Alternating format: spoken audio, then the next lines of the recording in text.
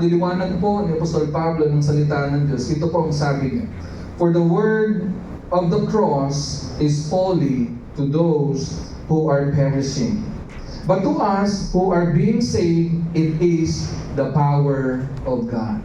Alam po nyo, aminin ko rin sa inyo, ito pong huling bahagi ng Isaiah chapter 6, no? Particularly ito pong 9 hanggang 13, ang hirap unawain. Sa unang basa mo, para bagang, teka mo, nakala ko merciful ba si Lord? Ba't ayaw niya magsisi itong mga tao na ito? Parang sinasadya niya na sila po ay mabulang, mabingi, no, sa katotohanan, no, at hindi sila tumugon at magsisi sa ating Panginoon. Pero katulad po na sinabi ni Apostle Paul, sa mga taong, ano daw po? Hindi talaga ligtas, no? Sa mga taong mapapahamak, kahangalan, walang saysay, walang kwenta, ang alin?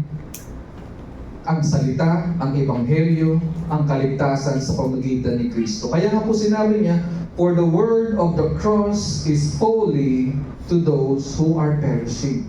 Kaya nga po sa Isaiah 6, sa last part, i-describe dito na si Isaiah bilang binigyan ng mission ni Lord. Kinumission niya para ihayag ang balita o yung warning para sa kanyang bayan. Sabi niya, hindi sila magsisisi. Ang kanilang mga mata, hindi pa rin makakakita. No, ang kanilang mga tainga, hindi pa rin makakarinig. No? Ang kanilang mga puso ay magiging matagas at hindi sila tutugon sa ating Panginoon. Pero huwag natin kakalimutan, no? Yung last part ng verse 8, but to us who are being saved, it is the power of God. So dalawang bagay po dapat pala natin asahan pag tayo nagpapahayag ng salita ng Diyos. Huwag natin pepersulan. If people reject our message, Jesus Christ as the only Lord and Savior, no other one, huwag tayong mag-aalala. Kasi ibig sabihin, senyales yun na maraming tao na reject dito ay mapapahamak. No? At talaga namang mapapahamak dahil without Christ, people will perish. No? Senyales yun na sila'y kasama dun sa mga taong mapapahamak. Pero sa mga taong tutugon, sa mga taong tatanggap ng mensahe, ng mabuting balita ng Ebanghelyo ng ating Panginoong Hesus, sila daw po yung taong ligtas. At sa kanila nga po ay nakakaranas ng kapangyarihan ng ating Panginoon. Kaya nga po mga kapatid, huwag tayong mapapagod. Huwag tayong magdududa sa mandate ng ating Panginoon Hesus sa atin. Na tayo humayo, magpahayag ng mabuting balita, humayo at magdisipulo ng mga tao. Kaya nga po ang paalala ng salita ng Diyos sa atin, mula sa sermon na ito, unang action point natin ay respond to God's call. Tumugon po tayo sa panawagan ng Panginoon. Alam niyo po ba na may panawagan ang bawat isa sa atin? Hindi lang niya tayo tinawag para maligtas. Hindi ka lang niya tinawag para maging member ng JC Pampanga West. Tayo tinawag ng Diyos para maging instrumento niya upang ihatid sa mga tao ang kaligtasan sa pamamagitan ni Kristo Jesus. Ang inilalapit natin ay si Jesus. Kaya ang inyong mga lingkod, wala pong sawang ipinapahayag, walang ibang paraan ng kaligtasan kung hindi ang ating Panginoon. Meron siyang panawagan. Tayo po kaya ay tumutugon sa panawagan ng ating Panginoon. At encouragement ng salita ng Diyos, katulad ni Isaiah, nawa tayo po ay tumugon. Balikan po natin yung ating binasa kanina sa Isaiah chapter 6 verse 8. Alam po nyo ang sabi ng salita ng Diyos, then I heard the voice of the Lord. Balikan natin yung mga passages, no? O yung passage na ating binasa last week. Bakit ba siya nakarinig mula sa ating Panginoon? Una, ang sabi ng salita ng Diyos, sa panahon ng hopelessness, nakita niya ang Diyos. Seated on the throne, high and lifted up. No? Ruling, sovereign, in control. Hopeless yung situation dahil namatay si King Uzziah. Pero nakita niya ang Diyos. At dahil nakita niya ang kabanalan ng Diyos, nagpahayag ng kabanalan ng Diyos sa pamamagitan ng seraphim, no? At ipinahayag na, Holy, Holy, Holy, the Lord God Almighty, ang sabi nila. Nayanig yung pundasyon kung saan naroon sila. Hindi po ba? Nabalot ng usok. Ang kanyang robe ay napapalibutan ang buong kapaligiran. Kapahayagan ng kanyang kapangyarihan at kaluwalhatian. Tunay nga, ang Diyos ang kanyang nakita. Because he saw the bigness of God, He realized his smallness. Kaya nga inadmit niya rin, woe is me. Woe is me. Bakit daw po? He saw the Holy God. He referred to himself with unclean lips. Nakita niya yung sinfulness. At ganun nga po ang senyales ng mga taong tunay na nakita sa kariligan ng Diyos, nagpapakumbaba. At sa kanyang pagpapakumbaba, hindi man siya humiling, Lord, linisin mo ko sa aking karumihan. Pero anong ginawa ng Panginoon sa pamagitan niya kan Seraphim? No, hinawakan ng Seraphim yung tong at itinabi at inilapis sa kanyang mga labi, symbolizing cleansing and atonement. At anong sabi? Sa kanyang mga labi idinampi, no, yung nagbabaga na yun, at siya yung nilinis ng ating Panginoon. Kaya nga po, it also symbolizes the redemption of our Lord. At dahil sa ginawa ng Diyos, meron siyang ginawa sa buhay ni Isaiah. At nawa, habang ngayon kayo nakikinig, may ginagawa ang Diyos. Ang sabi ni Isaiah, ang patutuo niya, then I heard the voice of the Lord. Then I heard the voice of the Lord. Kasi sabi doon, di ba? And He touched my mouth with it and said, behold, this has touched your lips, and your iniquity is taken away, and your sin is atoned for. Then I heard the voice of the Lord. Kung kumikilos ang Diyos sa buhay ng isang tao katulad ni Isaiah, makakarinig siya. Makakarinig ka sa ating Panginoon. Ano daw po yung kanyang narinig? Whom shall I send? And whom will go for us? Yun po ang kanyang tinig na narinig. Doon niya pa lamang narinig ang tinig ng ating Panginoon. Noong una, ang naririnig niya lang yung mga anghel. Pero dito ang sabi niya, narinig niya ang Diyos nang kumilos ang Diyos sa kanyang buhay when He was atoned, when His lips were cleansed. At ang tugon niya, He said, go and tell these people, ang sabi ng Panginoon, keep on hearing, but do not understand. Keep on seeing, but do not know. Pero nais ko pong emphasize sa inyo, nung mag-respond si Isaiah, nang makita niya kasi ang kalulatian ng Panginoon, siya'y tumugon, sino ang isusugo ko? Ako, Panginoon. Yun ang kanyang tugon. He made himself available to the call of God. Nawa, maging tayo ay matuto sa katotohanan na yun, na ikaw ako ay dapat tumugon. Tayo po ba ay tumutugon? Salamat sa Panginoon kasi yung pagdalo natin sa gawain ng Panginoon, whether sa Sunday service natin, sa ating mga growth groups, sa ating care groups, yun po yung pagtugon sa panawagan ng ating Panginoon. Salamat po, tumutugon tayo.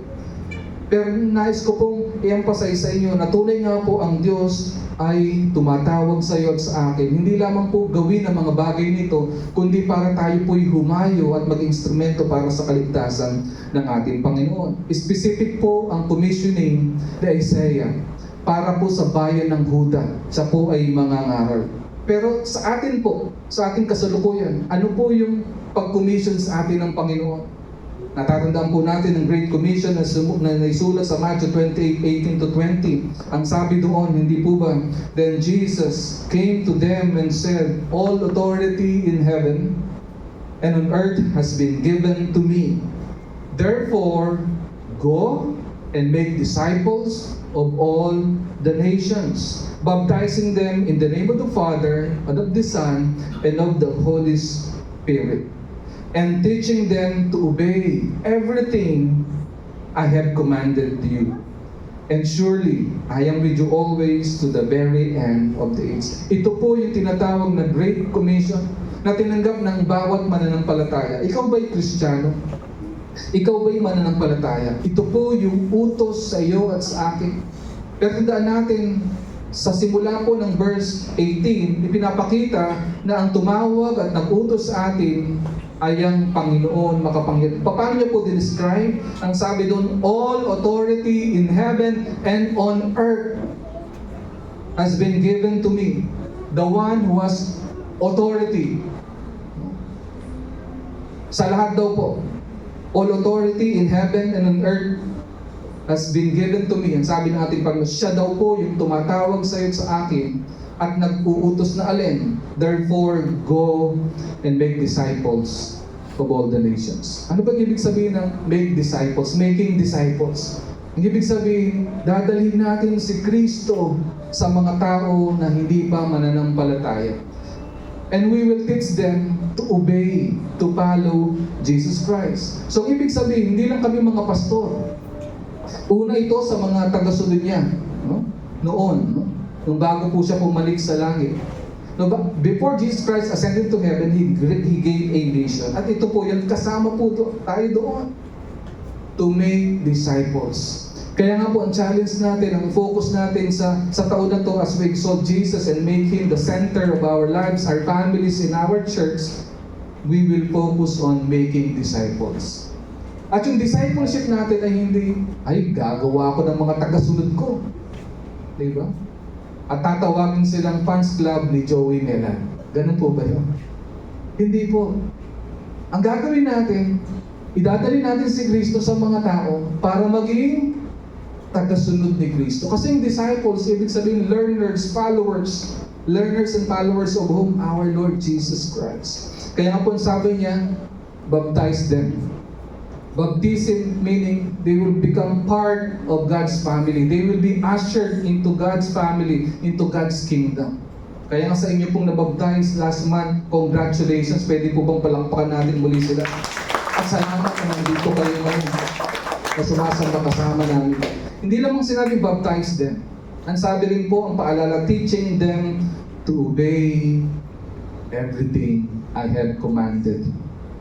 Kaya nga po, matyaga po tayo na ituturo natin ay yung mga ipinag-uutos ng ating Panginoon. Na dapat ito po'y sundin, kaya nga dapat maging tagasunod ng ating Panginoon. That people will follow Jesus with all their hearts, with all their mind, with all their soul, and with all their strength. Nawa maging masunurin sila sa ating Panginoon at hindi maging masuwahin. At yun po yung commitment natin. Kaya nga po napakaganda ng ating pong tema para sa ating 6th anniversary. Multiply to glorify. That may the Lord indeed multiply us, more disciples for Christ, because this is glorifying to our God. This is what pleases our God. At mga kapatid, patuloy ko po kayo in-encourage to make disciples. Kaya tayo po ngayon, patuloy naman ang lang, Lord, sino po kaya yung mga taong akayin ko sa inyo at tuturuan ko na susunod sa inyo?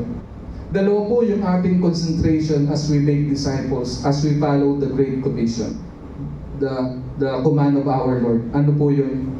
We will passionately declare the truth.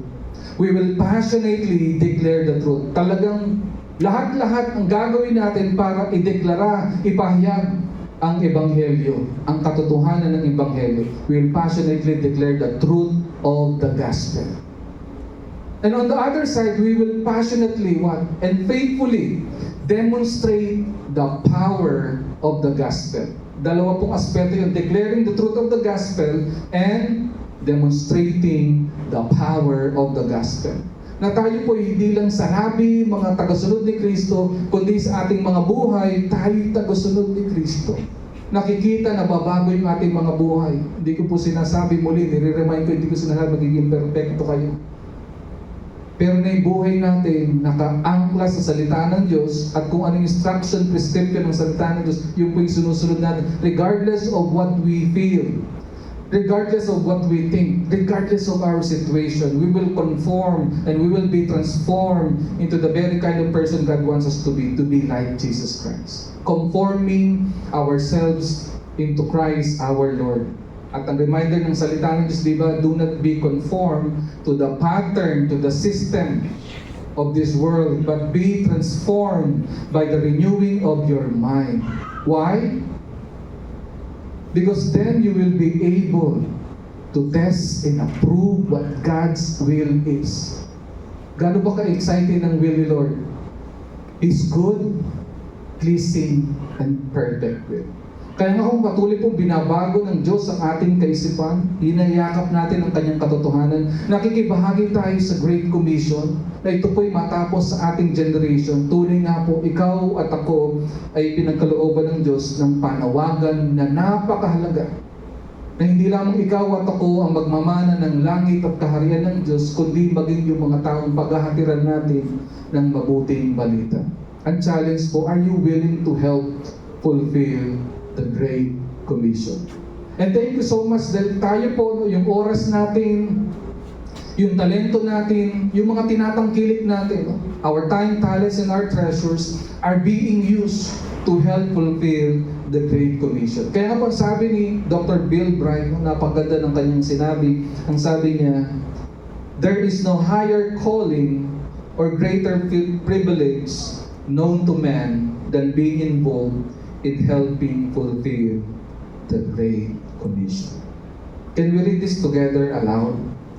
There is no higher calling or greater privilege known to man than being involved in helping fulfill the Great Commission.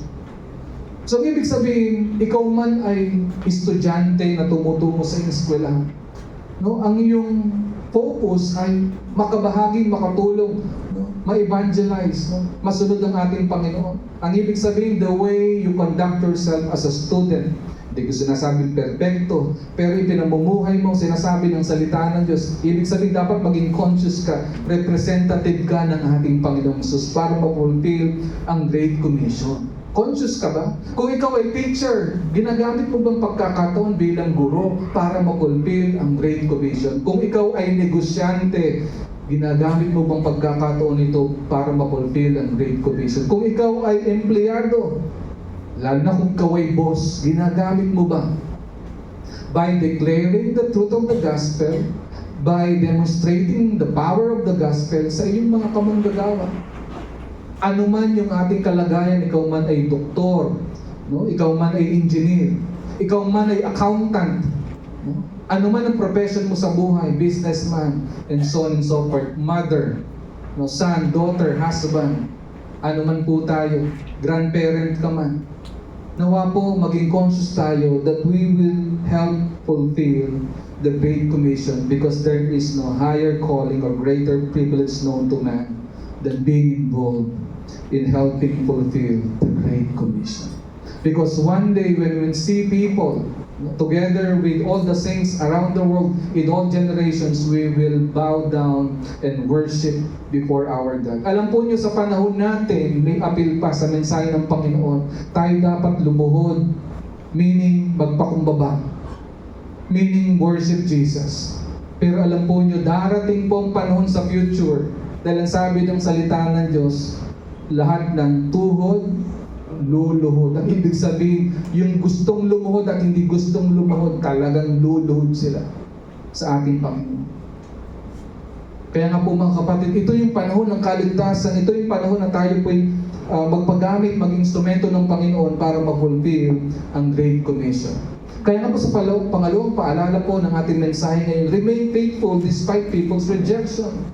Kasi nga po, bagaman meron tayong mensahe na daldala, ang tawag ngayon mabuting balita, ito ay good news, pero people are rejecting it.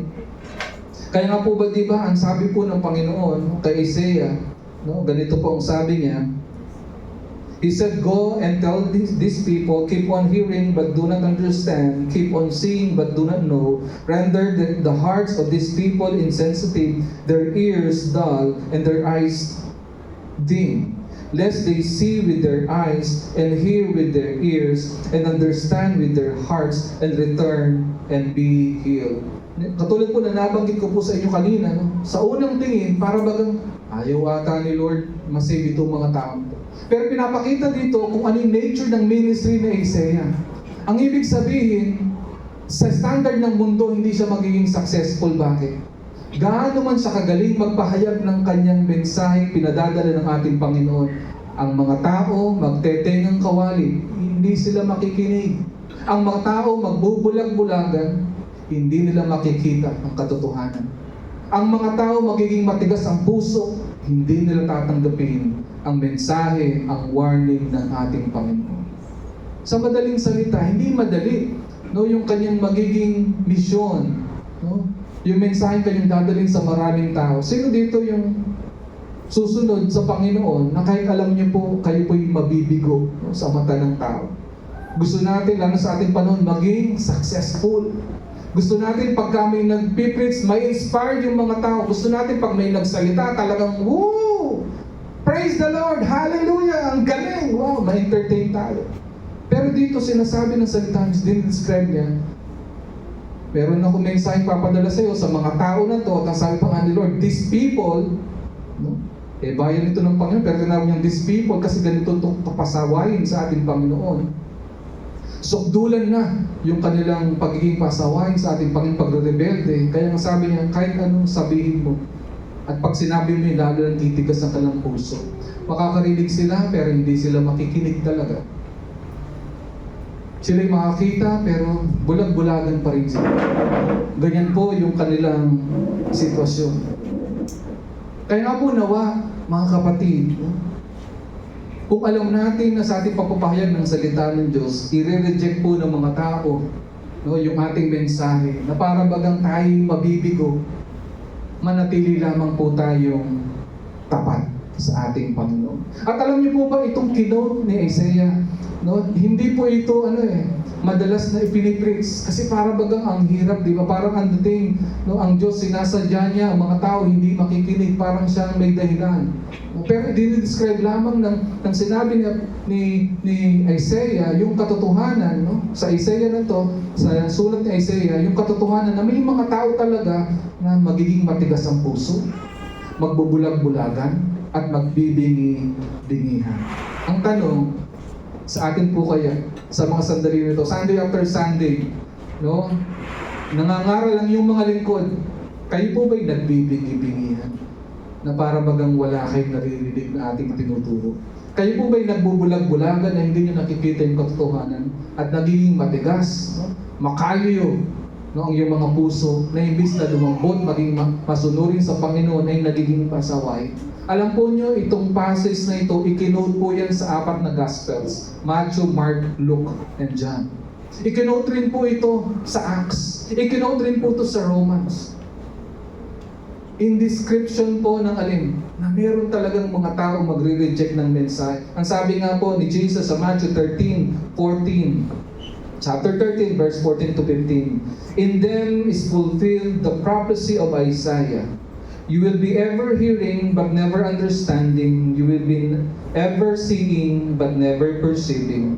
For this people's heart has become callous.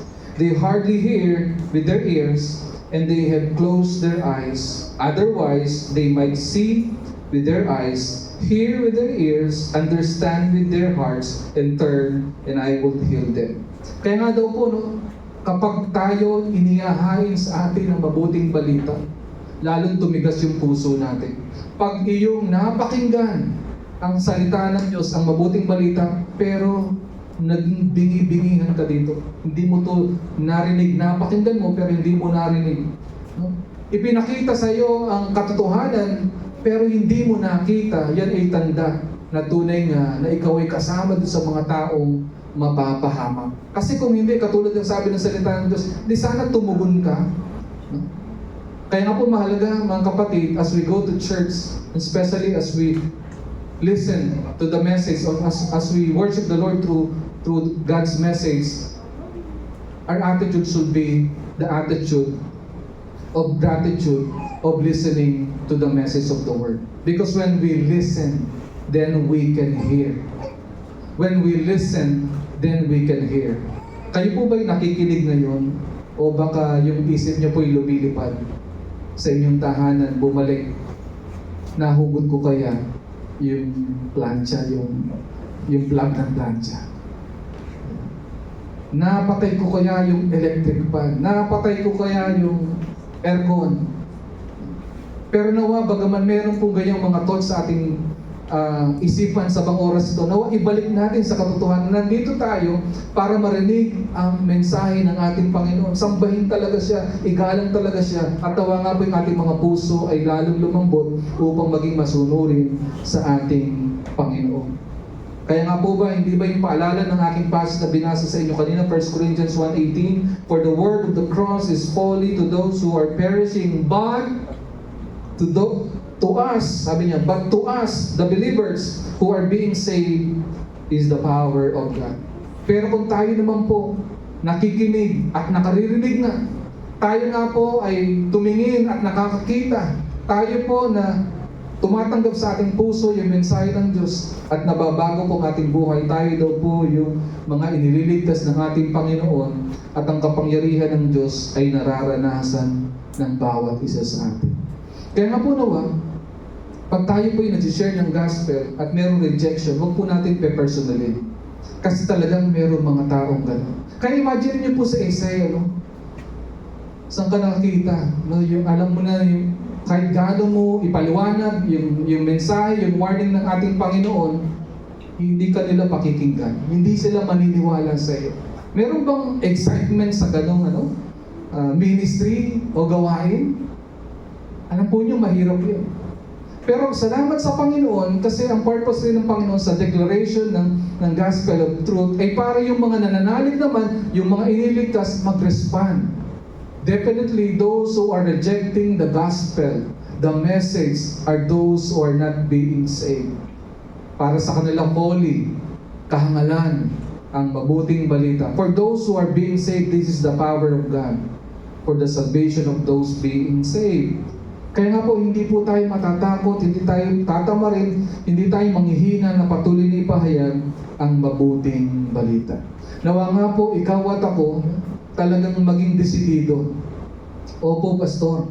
Ako'y tutugon sa panawagan ng Diyos, yamang ako'y pinili niya, hindi lamang para maligtas, kundi maging instrumento niya para dalhin si Kristo sa mga tao upang sila din naman ay maligtas. So anong tamang attitude? Pag hindi nakikinig yung mga tao, ayaw maniwala sa mabuting balita, sa Ebanghelyo, let us move forward. Sa iba namang mga tao. Kasi senyales marahil yun ng hindi pa handa yung tao. Dalawang bagay lang yan eh. It's either hindi pa siya handa or hindi talaga siya maliligtas at maniniwala. Alam po ninyo, ang inyong lingkod, elementary pa lang, paulit-ulit ko na pong narinig ang Ebanghelyo. Meron po akong best friend. Lagi niya ako sinishare ng Word of God. Yun po yung elementary pa lamang. Pero nung high school lamang po ako, nung muli kong marinig ang Ebanghelyo, doon po ako nag-respond. Ibig sabihin, kumilos ng Diyos sa aking buhay, no? Ako'y kanyang regenerate, no? through the Holy Spirit, binigyang buhay upang mag-respond. Kaya nga po, di ba ang sabi ng salita ng Diyos, yung mga tao daw po'y patay sa kasalanan. Kapag ang isa pang bangkay, pinagluto mo ng kanyang favorite food, no? At in-offer mo sa kanya, kakain kaya siya, babangon kaya siya, at kakainin niya yung favorite food niya, kare-kare. Di ba? Hindi niya magagawin. Bakit? Patay nga eh. Hindi siya makarespond, hindi siya makatugon. Kaya nga po, ganyan din po sa mga taong hinahatid nating mensahe. Dahil patay sila sa kasalanan, hindi sila makatugon. Liban ang Diyos, ang kumilos sa kanila at bigyan sila ng buhay para makarespond, para mabuhay.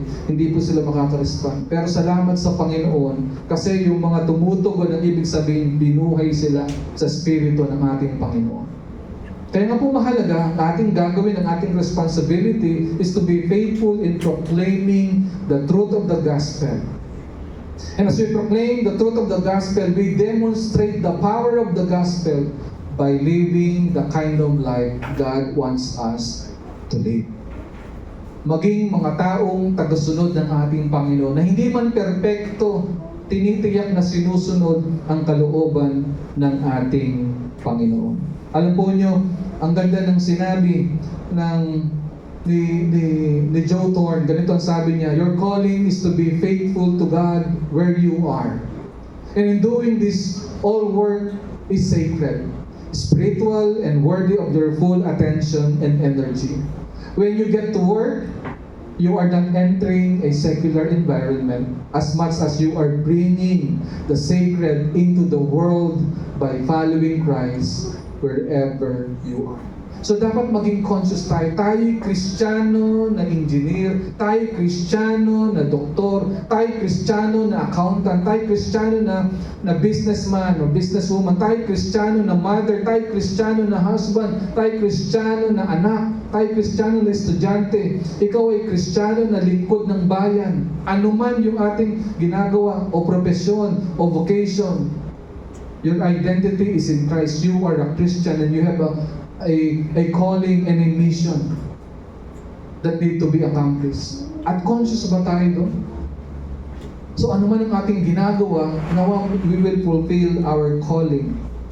Kaya nga mga kapatid, remain faithful despite people's rejection. So hindi po tayo nagiging excited, hindi tayo nagiging mas masipag kapag kayo mga tao naniniwala, sumusunod.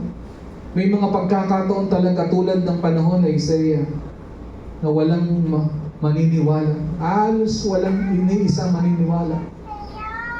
Pero ang tanong, mananatili ka ba rin tapat dahil inutos ng Panginoon, go and tell these people. And we are told by the Lord through His Scripture to go and tell the people of the world about the gospel, about the salvation through Jesus Christ our Lord.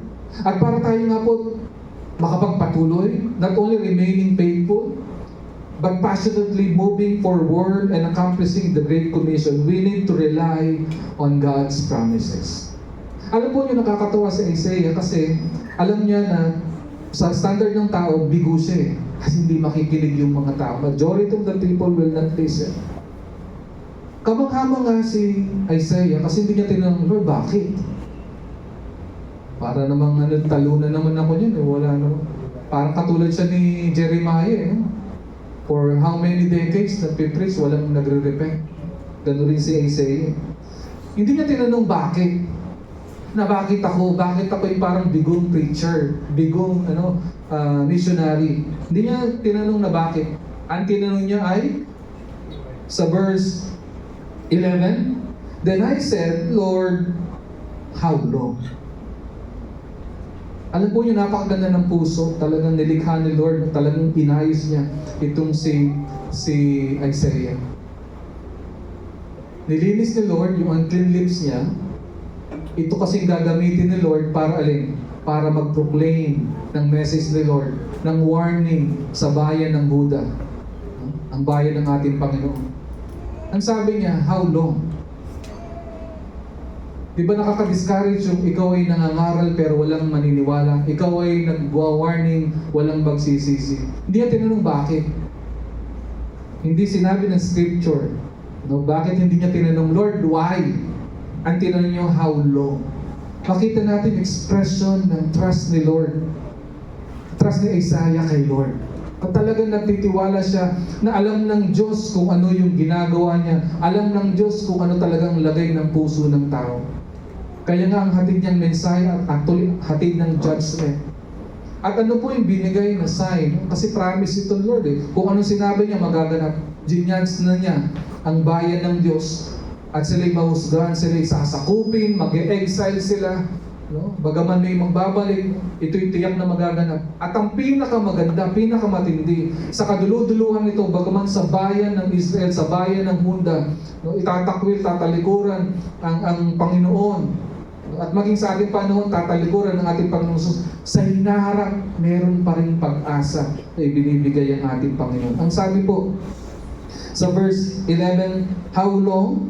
Then I said, Lord, how long? And He said, until cities are devastated and without inhabitant, houses are without people, and the land is devastated to desolation.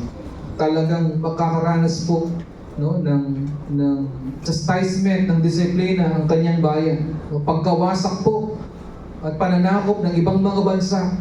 At sila po rin po ay kukuhanin sa kanila pong mga bayan. Kaya po sabi sa verse 12, and Yahweh has removed men far away, and the forsaken places are many in the midst of the land. Tunay nga po, daranas yung mga tao ng judgment ng ating Panginoon, yung mga rebelde tumatalikod sa Kanya. At ito po yung sign na sinabi niya, pag naganap na ito, hanggang sa maganap ang mga bagay na ito, patuloy kang mangangaral sa Kanya. And verse 13, yet there will be a tenth portion of it, and it will again be subject to burning. Merong maniniwala, 1/10 of it, ang sabi niya. Pero sila rin pa rin po'y madidisiplina. At ang sabi nga po doon, subject to burning. Like a terebinth or like an oak whose stump remains when it is felled. Katulad daw po ng isang puno ng oak na pinutol. May mananatili. Pero anong sabi niya, the holy seed is its stump. Now, ito po, iniisip ko, ano ba yung stump na yun? Hindi kasi ako pamilyar. Ito pala yung stump. Kapag kaya nga sabi ni like an oak, no? Ito po yung oak tree na pinutol po. sagad po yan. Yung stump pala ay yung natitirang bahagi na lang. So halos mga ugat na yan, konti. Katulad daw po ng oak tree na naputol at nasira na at nasunog. No, meron pong pag-asa, kaya ang description niya, and though a tent remains in the land, it will again be laid waste, but as the terebinth and oak leaves stumps when they are cut down, so the holy seed will be the stump in the land. Referring to Jesus Christ.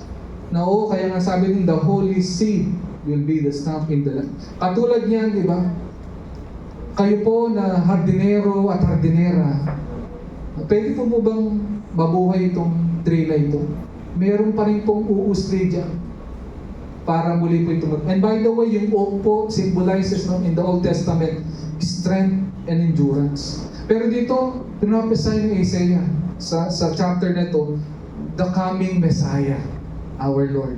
Na sila yung pag-asa ng bansa na ito. Na bagaman mahirap tanggapin yung mensahe na magpapakita ng pagiging matigas nilang puso, one day, bagaman lahat mapapahamak yan, may pag-asa sa hinaharap, sapagkat may panganganak ang tagapagligtas, walang iba kung hindi ang ating Panginoon. Kaya nga po, di po ba, tayo din naman, as we go and make disciples of all the nations, may promise the Lord. Ano yung pag-asa natin sa ating pagsunod sa Panginoon? Ang last part po ng Matthew 28, di po ba? Verse 20, and surely, I am with you always to the very end of the age. Meaning, as we fulfill our mission to go and make disciples of all the nations, ang plano ni Lord, ang kanyang pangako at plano ay alin? Makakasama natin siya. Ang pinakamahirap, hindi ba, na bagay sa ating buhay, yung iwanan ka sa ere. Lalo na kapag mahirap ang sitwasyon. Naranasan natin yan last year, na para bagang iniwanan tayo sa ere. Hindi lang nga iniwanan sa ere, iniwanan sa labas, sa ilalim ng mga puno. Pero pangako ng Panginoon, hindi kanya iiwanan. Actually, as we do and help fulfill the Great Commission, He promised, and sabi niya, surely, sabi niya, surely, sigurado, I am with you always, not only sometimes, but always, to the very end of the age. May mga pagkakataon po ba kayo na hindi nyo maramdaman ang presensya ng Panginoon? Alam po niyo, sa tuwing ating hinihahatid ang mabuting balita ng kaligtasan sa mga tao, mararamdaman natin ang presensya ng Panginoon. Alam niyo po ba na yun po yung epekto sa ating mga mananampalataya when you share the gospel to people, most especially if they respond to the gospel. Alam po niyo yung joy na mararanasan niyo, hindi niyo may papaliwanan. Para bagang yung description of Jesus Christ na even a soul is saved, even one soul is saved, there is what? Great rejoicing in heaven. Great rejoicing in heaven. Ang description ko doon, pagka merong naligtas, merong malaking party sa langit. No? Nagpa-party sa langit. At hindi ko man nakikita yon yung joy, no? Na nagre-rejoice. Ang sabi ng script, great rejoicing in heaven, nararamdaman ko. Kung kaya yung ating faith lalong nagiging maalab, lalong nagiging mainit. Kaya nga po nawa mga kapatid, tayo po ay manindigan, umasa, magtiwala sa pangako ng ating Panginoon. Ang sabi po ni John Calvin, ang sabi niya po, we cannot rely on God's promises without obeying His commands. We cannot rely on God's promises without obeying His commands. Hindi ka totoong makakaasa, no, sa mga pangako ng Panginoon kung hindi ka sumusunod. Kaya alam natin yung mga taong sumusunod kay Lord, sila yung mga tunay na nagtitiwala at umaasa sa Kanya. At alam rin natin yung tunay na nagtitiwala at umaasa sa Panginoon, sila na sumusunod sa ating Panginoon. Ano man yung pakaramdam natin, ano man yung ating sitwasyon, dahil naninindigan tayo, umaasa tayo sa mga pangako ng ating Panginoon, tayo po ay susunod sa Kanya. Kaya nga po mga kapatid, rely on God's promises. Ang mga pangako ng Panginoon ay totoo at sigurado. Sa mga taong katulad mo at katulad ko, di ba, ang kasabihan ay, ang tao kapag ka nangako ay napapako. Kaya nga sa English pa, di ba, promises are made to be broken, sabi nila. Promises are made to be broken, but not with the Lord. Wala ni isang pangako ang ating Panginoon na hindi niya tutuparin. Kung gusto nating maramdaman, maranasan yung tunay na kaligayahan at yung pangako ng prinsesa niya, nasasamahan ka niya, lagi-lagi, hanggang sa wakas ng mundo na ito, sumunod po tayo sa Kanya. Let us make disciples of all the nations. Let us bring the gospel, the good news of Jesus Christ to people, that they will become part of His family, and that we will help them discover and teach the commands of Jesus Christ and follow it faithfully, wholeheartedly, and fully. Nawa nga po ikaw at ako'y maging instrumento ng Panginoon upang tunay nga po ikaw at ako makapagbigay ng kapurihan at kalutian sa ating Panginoon. Mga kapatid, rely on God's promises. Nais ko pong magwakas doon po sa sinabi po ni John Calvin. Napakaganda po at nawa ito po yung magbigay po ng hamon sa atin. Ang sabi niya, we ought indeed to be deeply grieved when success does not attend our exertion. Oo nga naman, okay lang. Okay lang na malungkot eh. Sige nga, tumangis ka na. Sige nga. Pagka wala talagang di ba, tagumpay pag ikaw ay talaga nagpupunyagi. And we ought to pray to God to give efficacy to His Word. A part of the blame we ought even to lay on ourselves.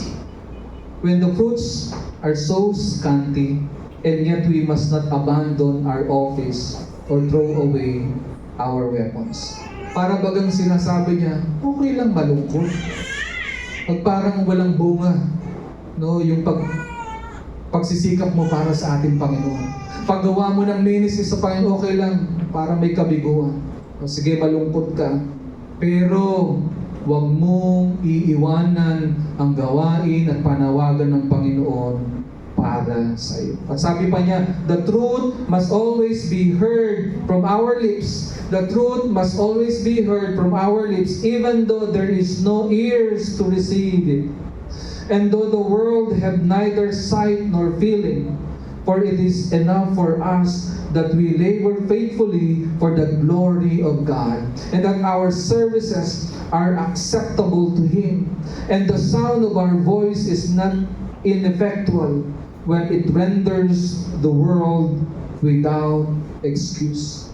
Kaya nga po kahit ano po ang mangyari, ipapahayag natin ang mensahe ng mabuting balita ng kaligtasan sa pamamagitan ni Kristo Jesus. Dahil si Kristo Jesus lamang po ang perpektong hain na inalig niya ng kusa ang kanyang buhay dun sa krus ng Kalbaryo. Nagdusa, namatay, inilibing, subalit muling nabuhay. Pagpapatunay nga na tinupad niya ang kanyang pangako. Pagpapatunay nga na siya ang Panginoon at tagapagligtas at pumanig muli sa langit. Siya nga ang ating Panginoon. Yes, our message may be hard to many people. Kaya nga po maraming magre-reject sa ating Panginoon. But there is hope in the future through Jesus Christ our Lord. So ano po ang dapat nating maging attitude? First, respond to God's call. Respond to God's call. Remain faithful despite people's rejection. Remain faithful despite people's rejection and rely on God's promises. Kaya nga po here at GCF Pampanga, we are in the ministry of knowing Christ deeply and making Him known widely. Let us bow our heads and let us pray. Lord, salamat po ng marami sa paalala ng iyong banal na salita.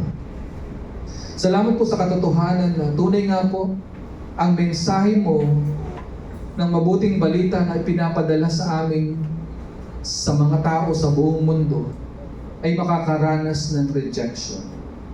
Sa mga taong hindi maliligtas. Pero sa mga taong ililigtas po ninyo, ito po'y kapangyarihan na kanilang pakikinggan. Kaya nga po tulungan niyo nga po kami, Panginoon, na maging lingkod ninyo na tapat, na tumutugon sa inyong panawagan. Kami nga po'y manatiling tapat, bagaman ang mga tao ay i-reject ang aming mga mensahe para sa kanila. Bigyan niyo nga po kami ng lakas ng loob para patuloy na umasa sa inyong mga pangako. Sapagkat tunay nga po ang inyong mga pangako ay tiyak, tumpak. Wala ni isa sa inyong pangako hindi matutupad. At Panginoon, tulungan niyo po kaming lahat.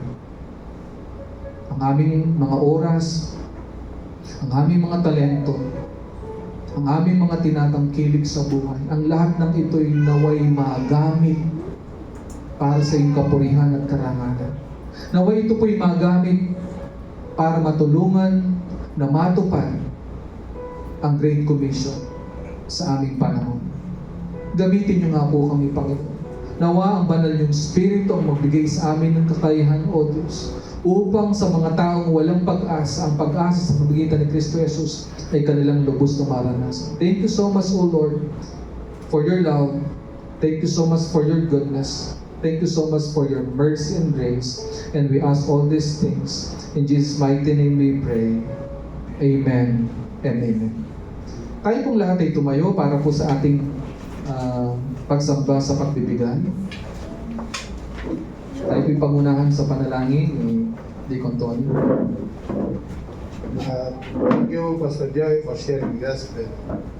Ito po ay manalangin para sa ating pagkakaloob.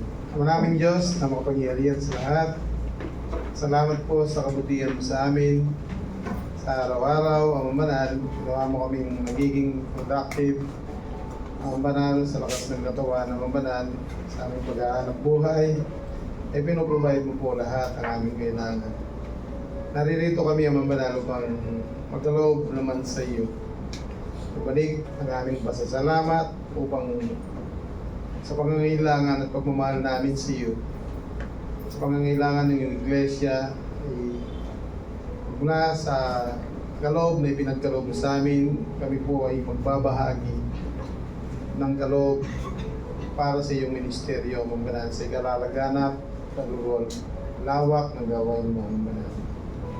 Kaya nagpapasalamat po kami sa oras na ito, na mula sa puso ng bawat kapatid ay puso nila ang magdikta sa kanilang pagkakaloob para sa kaban ng iglesia. Magamit po ito para sa iyong kapurihan. Isang tao Diyos, sa ilang buong kapurihan at ang kapasalamatan. Sa pangalan ng aming Panginoong Yesus. Amen. Amen. Samantalang tayo po ay nagkakaloob, yung announcement. Po kayo po. Pwede na po tayo po. Meron po tayo, second part yung general assembly natin. Yung meeting po natin para sa ating anniversary. This coming next Sunday na po yun. At pwede po tayong magdala, mag-invite, especially sa mga hindi mananampalataya, na marami tayong makakay para sa ating Panginoon. Ayan po yung